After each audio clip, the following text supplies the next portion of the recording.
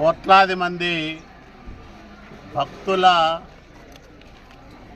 ఇలవేల్ పైన దేవదేవుడు వెంకటేశ్వర స్వామి ప్రసాదం పైన ప్రపంచవ్యాప్తంగా చర్చ జరుగుతుండడం అత్యంత బాధాకరం.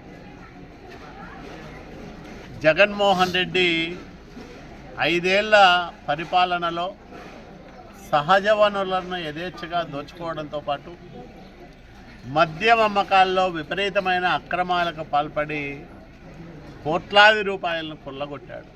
చివరికి హిందూ మత విశ్వాసాలను దెబ్బతీసే విధంగా అత్యంత పవిత్రమైన వెంకటేశ్వర స్వామి ప్రసాదంలో కూడా కల్తీ చేసి ప్రసాదాన్ని అపవిత్రంగా మార్చి భక్తుల మనోభావాలను దారుణంగా దెబ్బతీసిన అత్యంత దుర్మార్గుడు జగన్మోహన్ రెడ్డి.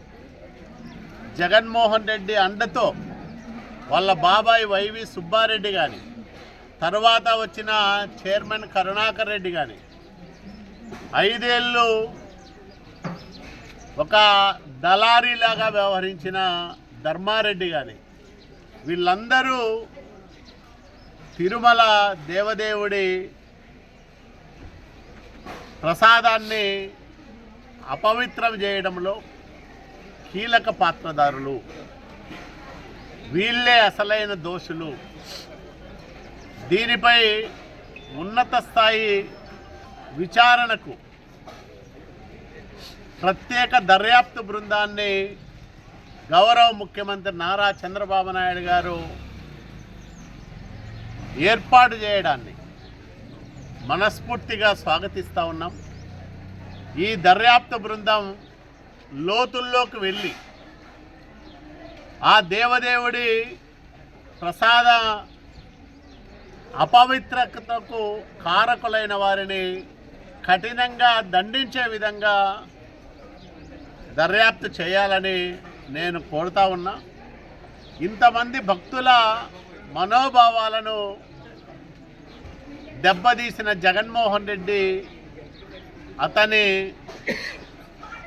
అనుయాయులు కోట్లాది మంది హిందువుల ఆగ్రహ జ్వాలలకు బలి కావడం తప్పదు. రాజకీయంగా ఇప్పటికే కోలుకోలేని విధంగా దెబ్బతిన్న జగన్మోహన్ రెడ్డి కానీ, అతని పార్టీ వైఎస్ఆర్సీపీ కానీ భవిష్యత్తులో ఈ రాష్ట్రంలో రాజకీయాలు చేయడానికి అర్హత లేనే లేదని ఈ సందర్భంగా నేను ప్రకటిస్తా ఉన్నా.